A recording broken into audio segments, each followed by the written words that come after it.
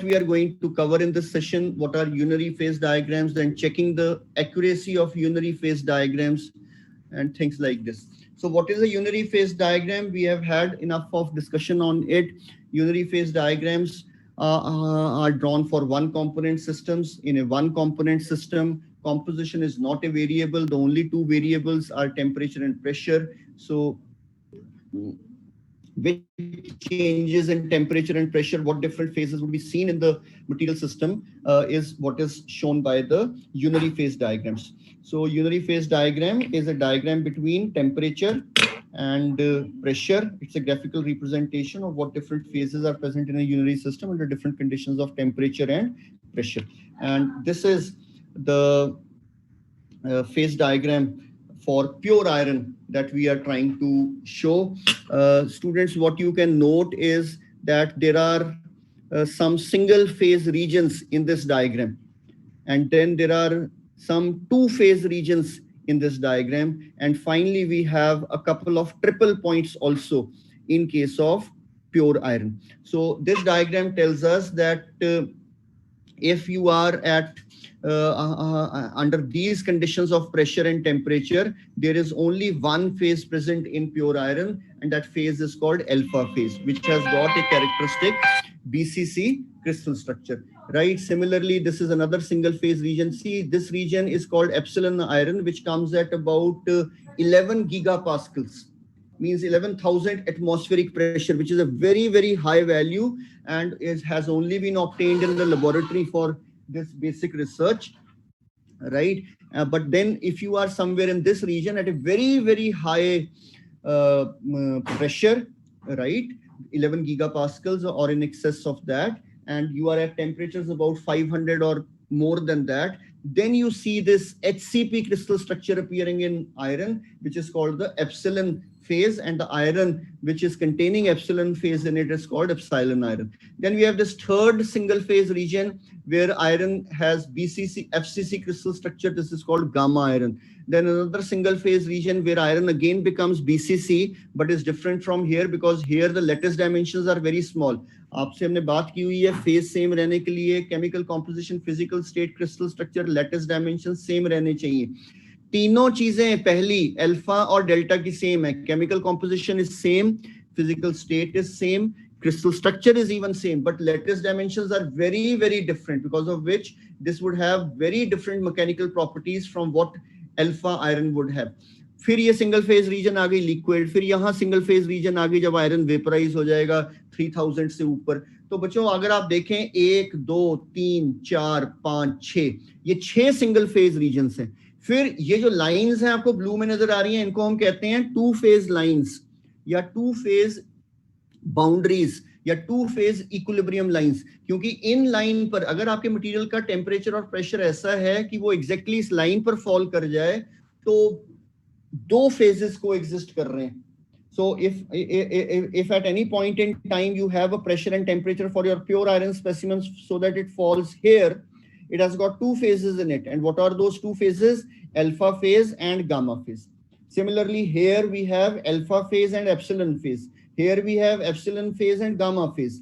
Here we have delta and gamma. Here we have liquid and gamma. Here we have liquid and gas. तो two phase equilibrium lines का मतलब जहां दो phase simultaneously coexist कर रहे हैं pure iron. और बच्चों फाइनली ये आ गई आपकी triple point three phase region. अगर आपका टेम्परेचर और प्रेशर ऐसा है पॉइंट का कि वो 11 गीगापास्कल प्रेशर है, और जो थोड़ी देर पहले मैंने बात कही थी एप्सिलॉन के लिए, देखिए 10,000 गीगापास्कल या 9,000 एटमॉस्फेरिक प्रेशर या 9 गीगापास्कल के ऊपर आपको एप्सिलॉन आयरन मिल सकता है, बशर्ते टेम्परेचर भी आपका 400 से एक्सेस में हो. बट एग्जैक्टली अगर ट्रिपल पॉइंट चाहिए तो you have to have these values. तो ये पॉइंट जैसे हमने ट्यूट शीट 4 में देखा था, this is an invariant point. Point B is an invariant point. Three phases are coexisting. कौन से? Alpha, epsilon and gamma. और ये कहाँ मिलेंगे आपको? 490 डिग्री सेंटीग्रेड और 11 गीगापास्कल. एग्जैक्टली ये दोनों वैल्यूज होनी चाहिए. अगर कोई भी वैल्यू इनमें से आपने छेड़ दी तो बी पॉइंट से आप हट गए तो 3 फेज को एग्जिस्ट होना बंद हो जाएंगे. सो there is 0 degrees of freedom when you are at point B. But what is point B? It's the triple point. Similarly, students, point G. Point G is another triple point which is happening at 1718 degrees centigrade at 5.2 gigapascal. और यहाँ कौन से 3 phase को exist कर रहे हैं? Delta from here, gamma from here and liquid from here. तो ये जो है ये यूनरी फेज डायग्राम आ गया. दूसरी चीज मैंने लिखी थी कि फेज डायग्राम जब बना लिया जाता है, ये फेज डायग्राम सपोज हमने थर्मल एनालिसिस टेक्निक से बना लिया या एक्सरे डिफ्रैक्शन से बना लिया या हमने डिलेटोमेट्री से बना लिया या हमने कोई भी एक्सपेरिमेंटल मेथड या एक्सपेरिमेंटल मेथड्स यूज कर इस डायग्राम को बना लिया. बट एक्सपेरिमेंटेशन जब आपने की थी या इवन जब आपने डेटा पॉइंट्स प्लॉट किए थे या इवन जब आप इंटरप्रिटेशन अब कर रहे हो, आप कहीं भी गलतियां कर सकते हो. तो there has to be a tool through which you can check कि भाई ये जो डायग्राम बनकर तैयार हुआ है इसमें कुछ गड़बड़ तो नहीं है, ये एक्यूरेट है पूरी तरह से कि नहीं. So that is what is meant by checking the accuracy of phase diagrams. So how do you check the accuracy of phase diagrams? बड़ा ही सिंपल तरीका है और यही वो तरीका है जिससे गिब्स फेज रूल की इंपॉर्टेंस बनती है. हमने आपके साथ डिस्कस किया था कि गिब्स फेज रूल क्यों है इंपॉर्टेंट. तो वहां हमने कहा था कि one of the major application of Gibbs phase rule is that it helps us in checking the accuracy of equilibrium diagrams. माने इक्विलिब्रियम डायग्राम्स को आप कंस्ट्रक्ट करते हैं generally through some experimental methods. तो आपने कोई एरर तो नहीं किया था एक्सपेरिमेंट करते हुए या डेटा कलेक्ट करते हुए या डेटा को प्लॉट करते हुए, डेटा को ऑर्गेनाइज करते हुए या इवन लास्ट में डेटा से इंटरप्रेट करते हुए. तो आप कुछ ऐसी गलती तो नहीं कर रहे थे, तो इसलिए चेक होना जरूरी है. तो बच्चों यहां जैसे मैं आपको एग्जांपल से समझाऊं, we have single phase regions, 6 single phase regions थी, वैसे 7 हमारी 2 फेज रीजन्स हैं, वैसे 2 हमारी 3 फेज रीजन्स हैं. तो आपको तो हर रीजन में, मेटलर्जिस्ट को तो हर रीजन में जाना है. इस रीजन में अल्फा रीजन में भी जाना है, एप्सिलॉन में भी जाना है, इसमें भी जाना है, अल्फा प्लस गामा में भी जाना है, एप्सिलॉन प्लस अल्फा में भी. every region, every type of phase region that exists on the equilibrium diagram, that region has to be checked for accuracy, right? But for your reference, जो method आप single phase reason के लिए apply करोगे एक बार, सारी बाकी की single phase regions पर भी वही मेथड चलेगा. जो आप 2 फेज रीजन्स पर मेथड लगाओगे वही सारी बाकी की 2 फेज रीजन्स पर भी मेथड आपका काम तो हमारा तो यहाँ काम है आपको समझाना. जैसे कि मैं अगर आपको 2 फेज रीजन के लिए समझाऊं, मैं पहले भी आपसे ये बात डिस्कस कर चुका हूं जब हमने डिग्रीज ऑफ फ्रीडम डिस्कस किया था, लेकिन मैं आपसे ये कह रहा हूं कि जब आपने प्योर आयरन का डायग्राम चेक करना है कि वेदर इट इज एक्यूरेट और नॉट, तो आप अगर अच्छा आप लिखने की बात करें कि लिखेंगे कैसे सर, अगर ये क्वेश्चन कहीं हमसे कभी पूछ लिया जाता है, तो आपने कहना कि भाई इस डायग्राम में 3 तरह की फेज रीजन्स हैं, single phase regions, 2 phase regions और 3 फेज रीजन्स. तो आपने एटलीस्ट हर तरह की फेज रीजन एक रीजन जरूर चेक करनी है. जैसे सिंगल फेज रीजन 6 हैं, तो कम से कम आप एक रीजन चेक करो और कहो sir the same method would be applied to the other remaining 5 single phase regions. ठीक है. Similarly you will take at least one case from 2 phase region, then you will take at least one case from 3 phase region. Okay, there is some query which has come, let me respond. Okay, somebody is asking that why are the points A, then E and F not triple points? Why are the points A, E and F not triple points? See, triple point तो भाई वो नहीं है. मतलब आप अगर अब इस तरह से इसको इमेजिन कर रहे हैं, see when you are using okay, पहले हम देखते हैं कि ऐसा आपको क्यों लगा. This point A, exactly this point A or this point E or this point F. No, on the x's you cannot comment anything. See, these points are lying on the x's. Axis तो कुछ नहीं बोल रहा, आप तो axis से हल्का सा आयोटा सा शिफ्ट मारिए राइट को, फिर देखिए जिस भी पॉइंट के बारे में आप पूछ रहे हैं. तो अगर आप एफ पॉइंट से शिफ्ट मारते हैं और आप अगर हल्का सा राइट पर आते हैं, तो आप देखोगे कि I am in a single phase region delta. लेकिन अगर आप शिफ्ट मारते हैं टुवर्ड्स दिस, आप कहेंगे I am in a two phase region delta plus liquid. Okay, some more queries coming in, let's see. What about point B? Point B is a triple point. Right? Point B is a triple point. Then somebody is asking, sir, can you discuss experimental method for determining phase diagram? मैंने आपसे पहले भी request की थी कि जैसे ही मैं binary alloy का आपके साथ डायग्राम बनाना शुरू करूंगा, सबसे पहला मेथड है थर्मल एनालिसिस एक्सपेरिमेंटल मेथड. वो मैं डिटेल में आपके साथ डिस्कस करूंगा. और जो दूसरे मेथड्स भी हैं उनका मैंने आपको कह रखा है. Okay, what point B? Okay, हाँ ठीक है. ओके, तो बच्चों अब आपने क्या करना है, देखिए पहली ये जो स्लाइड मैं आपको यहाँ इस समय शो कर रहा हूं, इस स्लाइड में मैंने लिखा हुआ है कि केस वन क्या है?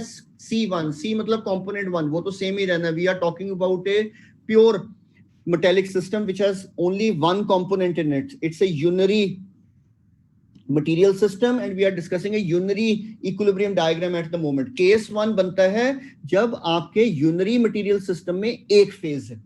बच्चों जब आपके मटेरियल सिस्टम में एक फेज है, आप किसी भी रीजन में चले जाओ, आप देखोगे आप प्रेशर को एग्जिस्टिंग वैल्यू से डिस्टर्ब कर सकते हो बिना टेम्परेचर की वैल्यू की चिंता किए हुए. आप तो चाहे प्रेशर की वैल्यू को चेंज भी मत करो, आप टेम्परेचर को इंडिपेंडेंटली चेंज कर सकते हो एग्जिस्टिंग वैल्यू से, और आप देखोगे कि कोई फेज नहीं बदल रहा. उसी तरह से आप टेम्परेचर को जब बदल कर देख लेते हो, आप प्रेशर की वैल्यू को एग्जिस्टिंग वैल्यू से डिस्टर्ब कर देखो, आपको कोई चिंता करने की जरूरत नहीं कि टेम्परेचर की वैल्यू बदलनी है नहीं बदलनी है, चाहे ना भी बदलो. कंक्लूजन आएगी कि सर जब हम यूनरी फेज डायग्राम में सिंगल फेज रीजन में हैं तो हम प्रेशर और टेम्परेचर की मटेरियल सिस्टम ने जो भी एग्जिस्टिंग वैल्यू ले रखी है, प्रेशर की वैल्यू को भी इंडिपेंडेंटली एग्जिस्टिंग वैल्यू से डिस्टर्ब कर नई वैल्यू पर आ सकते हैं, प्रेशर की वैल्यू को भी एग्जिस्टिंग वैल्यू से डिस्टर्ब कर नई प्रेशर की वैल्यू पर आ सकते हैं, और दोनों ही इन वेरिएबल्स को मैं डिग्रीज ऑफ फ्रीडम की तरह यूज कर सकता हूं, और इनके एग्जिस्टिंग वैल्यू पर से चेंज होने पर भी जो पहले फेज एग्जिस्ट कर रहा था अगर मैं इस रीजन में था, it will continue to exist. तो बच्चों pressure is also a degree of freedom, temperature is also a degree of freedom. The conclusion is that degrees of freedom is 2. लेकिन ये conclusion अभी किससे आया? ये conclusion आया है आपके पास डायग्राम से. अब इसी रीजन में अगर आप इस रीजन के लिए अभी ये सारी बातचीत अगर हम इस रीजन के लिए कर रहे थे, this is single phase region with alpha, हमने देख लिया प्रेशर को एग्जिस्टिंग वैल्यू से डिस्टर्ब कर लो, टेम्परेचर को एग्जिस्टिंग वैल्यू से डिस्टर्ब कर लो, अल्फा फेज नहीं बदलता, तो इसका मतलब प्रेशर और टेम्परेचर दोनों डिग्री ऑफ फ्रीडम. ये कंक्लूजन आई है अभी डायग्राम से. अब इसी रीजन में जहां आपने डायग्राम से ये पूछताछ करने के बाद कंक्लूजन निकाली कि F इक्वल टू 2, यहां इसी रीजन में अब आप कहीं भी गिब्स फेज रूल लगाओ. गिब्स फेज रूल लगेगा P plus F is equal to C plus 2. जब P plus F is equal to C plus 2 आप लगाएंगे, आप देखेंगे कि आपका जो P है, राइट, P यहां है 1, कंपोनेंट आपका है 1, एक्सटर्नल वेरिएबल्स आप मान रहे हो 2, क्योंकि कुछ और कहा नहीं गया है, क्योंकि ये डायग्राम ही P और T को सिर्फ वेरिएबल्स मानकर तब बनाया गया. अगर कुछ और वेरिएबल्स भी हैं तो this diagram will not be true. तब आप क्वांटिटेटिव मेटलर्जी की हेल्प से पता करिए कहां कितने फेज मिलेंगे किस कंडीशन में. ये डायग्राम तो बच्चों तभी वैलिड है when pressure and temperature are the only variables which can change the phase relationships and the system is being treated under equilibrium. अगर ये दोनों कंडीशंस मीट नहीं होती, इस डायग्राम से आप जानकारी नहीं ले सकते. अच्छा, चलिए अगली बात पर. तो आपने F इक्वल टू 2 डायग्राम से निकाल लिया. अब आप यहां गिब्स फेज रूल लगा रहे हो, P plus F C equal to 2 is equal to C plus 2, C है 1, तो राइट साइड आपकी बन गई 3. लेफ्ट साइड में आपके पास फेज इस समय है 1, तो F क्या आया? 2. F2 गिब्स फेज रूल से भी आया और डायग्राम से भी आया, पैरिटी है. बाकी सिंगल फेज रीजन्स में भी ये पैरिटी रहेगी. फिर आ जाइए टू फेज रीजन पर. आप कहेंगे टू फेज रीजन पे सर सपोज हम यहां आ गए. Okay, let me take you to that slide. तो ये तो मैं वही बात, see I am showing the same things which I have discussed with you right now.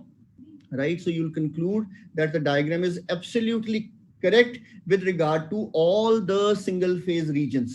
Then you come to the second case when P is equal to 2. So P is equal to 2 का मतलब है कि आप यहां कहीं हैं, इस पर या किसी भी टू फेज इक्विलिब्रियम लाइन पर.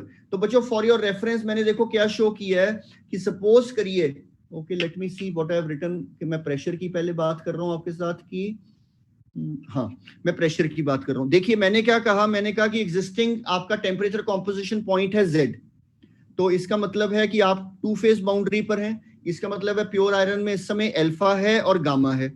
तो अब हमें ये देखना है कि मैं प्रेशर और टेम्परेचर में से किस किस को चेंज कर सकता हूं, या दोनों को ही चेंज कर सकता हूं कि, और इस तरह से उनकी एग्जिस्टिंग वैल्यू से चेंज कर सकता हूं ताकि अभी भी अल्फा और गामा ही मेरे मटेरियल सिस्टम में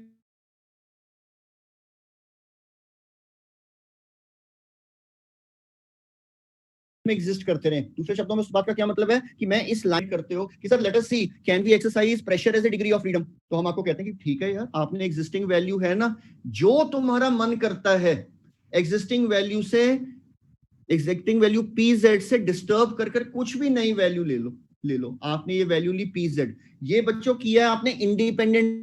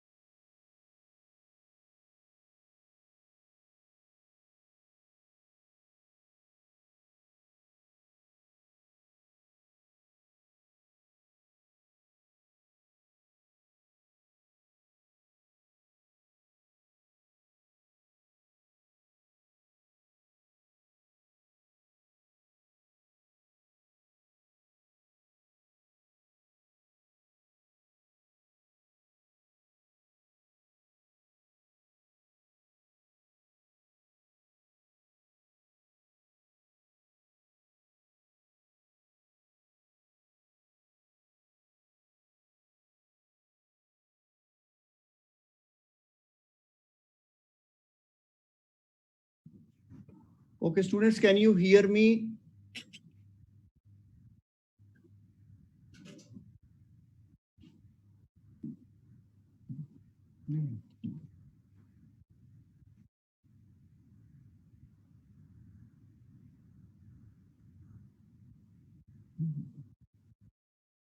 Okay, okay, let me share the screen. Sorry, my device got switched off. Okay.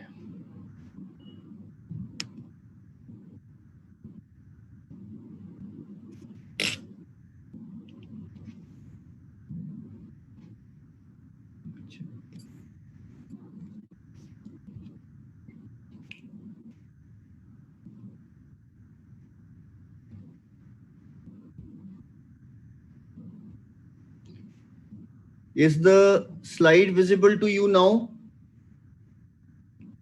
Students, is the slide visible?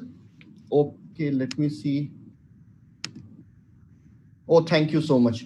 So we were discussing that when you are talking about a two-phase region, oh, some other query is also coming. 1 second. Okay, thank you. So we were discussing that when we are in a two-phase, when we are in a two-phase region, then if you no sooner you exercise your degree of freedom with regards to one of the variables, right, the other variable will have to be changed. So अगर आप कहते हो कि sir pressure तो हमने बदल लिया जी अपनी मर्जी से P से PZ डैश ले आए, लेकिन बच्चों आपकी मजबूरी क्या है कि आप इस लाइन को नहीं छोड़ सकते, क्योंकि अगर आपने इस लाइन को छोड़ दिया तो जो फेजेस अल्फा प्लस गामा अभी एग्जिस्ट कर रहे हैं वो बदल जाएंगे. तो आप प्रेशर को अपनी मर्जी से बदल लो, बदल लिया आपने, लेकिन आपको टेम्परेचर को भी अब बदलना पड़ेगा. और ये प्रेशर जो टेम्परेचर में आप चेंज ला रहे हो, now the change that you are bringing in this value of temperature, that becomes dependent on how much of pressure was changed.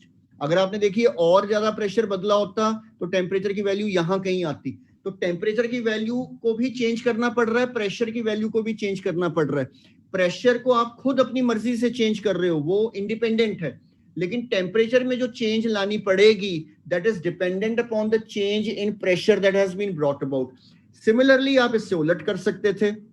आप कहते कि नहीं नहीं सर, इस एग्जिस्टिंग वैल्यू Z से टेम्परेचर में अपनी मर्जी से बदलूंगा, यहां से सर मैं यहां आ जाऊंगा. तो आपने इतना टेम्परेचर बढ़ाया, ठीक है, और आप अभी भी इस लाइन पर हो, लेकिन आप इस लाइन पर तभी रहोगे जब आप प्रेशर को इस वैल्यू से इस नई वैल्यू तक घटाओगे.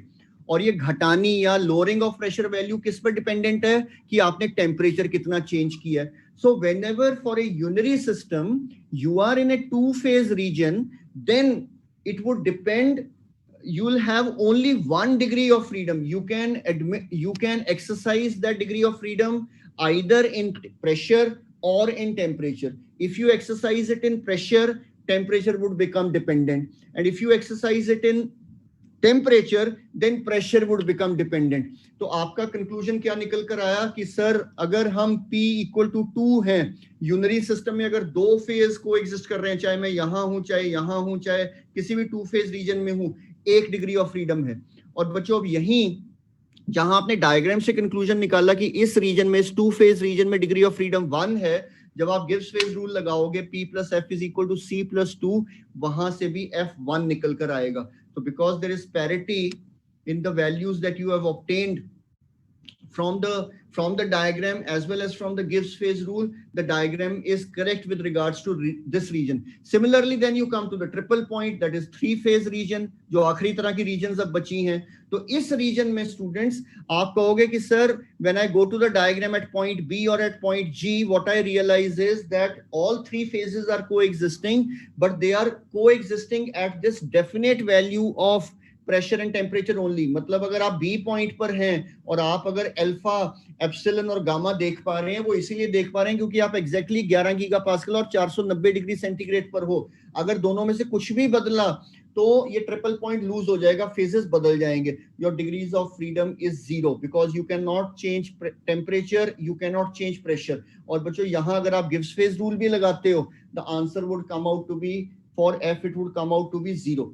तो क्योंकि तीनों ही तरह की रीजन्स में there is complete parity in the results coming for degrees of freedom from the diagram as well as from the degree from the Gibbs phase rule, this diagram is absolutely correct. लेकिन आने वाली classes में मैं आपके साथ वो diagrams भी करूंगा जहां आप कहोगे सर ये क्या, यहाँ डायग्राम तो मेरा कह रहा है कि डिग्रीज ऑफ फ्रीडम इतने हैं, लेकिन गिब्स फेज रूल कह रहा है कि नहीं नहीं डिग्रीज ऑफ फ्रीडम इतने नहीं है, इससे कम है या इससे ज्यादा है. ऐसी अगर बच्चों एक भी रीजन आपको अपने डायग्राम में मिल जाती है तो इसका मतलब है the diagram is absolutely wrong and you will have to reconstruct your equilibrium diagram. इसका मतलब ये नहीं है कि जहां आपने गड़बड़ पकड़ी है वहां कुछ फेज डायग्राम में गलती है. नो, डायग्राम में कहीं भी और भी गलतियां हो सकती हैं. इसका मतलब है वो रॉन्ग डायग्राम है. It will have to be reconstructed, experiments will have to be done again. I hope that is all for the day. If you have any questions in the next 1 minute or so, you can ask. Otherwise, we'll meet on